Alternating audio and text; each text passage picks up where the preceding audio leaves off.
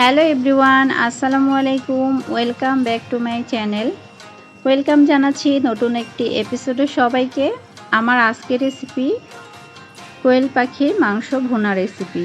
আর এই রেসিপিটা খেতে হয়েছিল অসম্ভব মজা। তো চলুন বন্ধুরা এই রেসিপিটি শুরু করি। তো বন্ধুরা নিজের হাতে পেলে তারপর কিন্তু এই পাখিগুলো আমি আজকে জবাই করে নিয়েছি। আর এই তো বাচ্চারা খেতে চেয়েছিল, আর এখানে মাশাআল্লাহ ডিমও দিয়েছিল কিন্তু।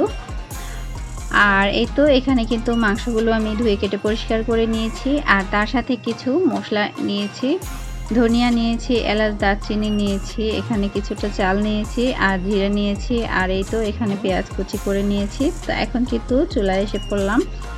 একটা প্যানের মধ্যে পর্যাপ্ত পরিমাণ তেল দিয়ে তারপর কিন্তু এই ফোড়নগুলো সব আমি ভেজে নিচ্ছি। আর এই মশলায় রান্না করলে কিন্তু অনেক মজা হয় খেতে। তো এখানে কিন্তু ব্রাউন কালার করে আমি ভেজে নিলাম, আর এটা কিন্তু পরে বেটে নিব। তো এখানে আরেকটা প্যানের মধ্যে দিয়ে দিচ্ছি পর্যাপ্ত পরিমাণ তেল। তো তারপর কিন্তু দিয়ে দিচ্ছি এখানে পেঁয়াজ কুচি। আর এখন কিন্তু পেঁয়াজটা আমি ব্রাউন কালার করে ভেজে নিয়েছি। আর এখন কিন্তু অ্যাড করে দিলাম 1 টেবিল চামচ পরিমাণ আদা রসুনের পেস্ট। এখন খুব ভালো করে তেলের সাথে ভেজে নিচ্ছি। তো দিয়ে দিচ্ছি এখানে 1 চামচ হলুদ গুঁড়ো, 1 চামচ মরিচ গুঁড়ো, স্বাদ মতো লবণ।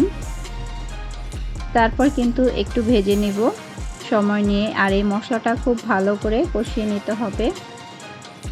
আর কোয়েল পাখি যারা কখনো না খেয়েছেন তারা কিন্তু একবার খেয়ে দেখবেন, এটা কিন্তু খেতে অনেক মজা হয়। তো ফাইনালি এই মাংসটা কিন্তু খেতে হয় একদমই দেশি মুরগির মতন, এটার স্বাদ আসে। তো চাইলে কিন্তু এভাবে একবার ট্রাই করতে পারেন। তো এখানে কিন্তু মশলাটা খুব ভালো করে কষিয়ে নেওয়ার পর ধুয়ে রাখা মাংসগুলো দিয়ে দিচ্ছি। আর আমি কিন্তু এখানে 2টা কোয়েল পাখি রান্না করছি। আর এই তো এখানে কষানোর পর দিয়ে দিচ্ছি সামান্য পরিমাণ পানি। তো তারপর কিন্তু দিয়ে দিচ্ছি উপর থেকে কিছুটা কাঁচামরিচের ফালি। এখন কিন্তু ঢেকে দিব 5 মিনিটের মতো, একটু কষিয়ে নেব। এখন আবারও কিন্তু নেড়েচেড়ে মিশিয়ে নিচ্ছি। তো এইভাবে করে কিন্তু বেশ কিছুক্ষণ আমি কষিয়ে নেব। তো এখন আবারও ঢেকে দিলাম। তো বন্ধুরা এবার কিন্তু কষানো হয়ে গেছে। তো এখানে কিন্তু ঝোলের পরিমাণটা আমি দিয়ে দিব। তো যে যেমন ঝোল খেতে পছন্দ করেন সে অনুযায়ী কিন্তু আপনারা ঝোলটা অ্যাড করতে পারেন। তো এখানে কিন্তু বেশি একটা ঝোল রাখবো না আমি। তো এখানে কিন্তু ঝোলের পরিমাণটা আমি দিয়ে দিয়েছি। আর এখন কিন্তু একটু নেড়ে চেড়ে মিশিয়ে তারপর কিন্তু ঢাকনা দিয়ে ঢেকে দিব 10 মিনিটের জন্য। তো এখানে কিন্তু বলক এসে গেছে। আর এখন কিন্তু দিয়ে দিচ্ছি যে মশলাটা উঠিয়ে রেখেছিলাম। তো এটা কিন্তু আমি বেটে নিয়েছি শিলপাটায়। আর এই তো এখন দিয়ে দিলাম। আর এই মশলাটা দেওয়ার কারণে কিন্তু এই রেসিপিটা খেতে হয়েছিল অনেক মজা।